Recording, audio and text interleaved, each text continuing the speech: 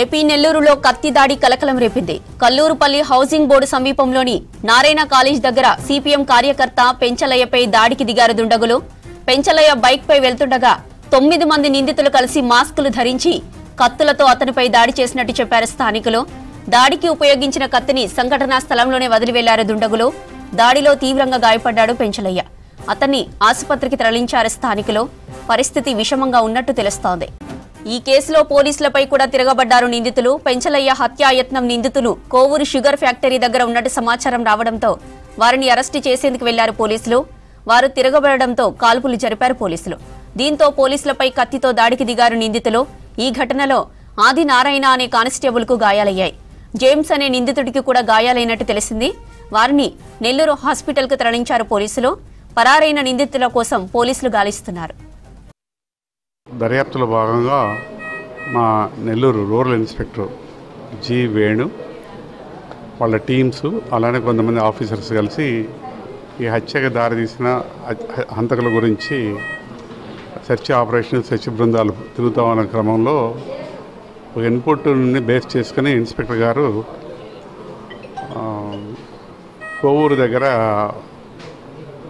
వాళ్ళు వెళ్తున్నారన్న సమాచారం బేస్ చేసుకుని వెళ్ళినప్పుడు తెల్లారుజామున వరకు అక్కడ షుగర్ ఫ్యాక్టరీ ఏరియాలో వాళ్ళు అక్కడ దాంకొని ఉన్నారని చెప్పి సమాచారం మేరకు అక్కడ వెళ్ళడం జరిగింది.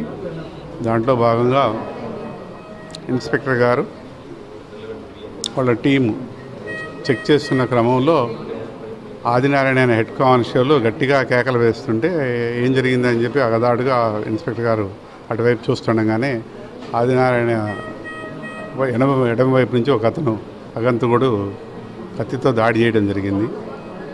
ఆ దాడి చేసినప్పుడు ఆయన షోల్డర్కి గాయమైంది.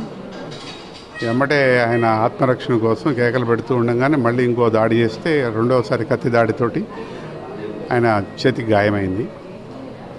వెంబటే ఇన్స్పెక్టర్ గారు అతను చూసి పరిగెత్తుకొని వచ్చి ఎవరా నువ్వు అని చెప్పి అరుస్తున్న క్రమంలో టార్చ్ లైట్ వెళ్తులో చూస్తే ఈ అక్యూజ్డ్ జేమ్స్.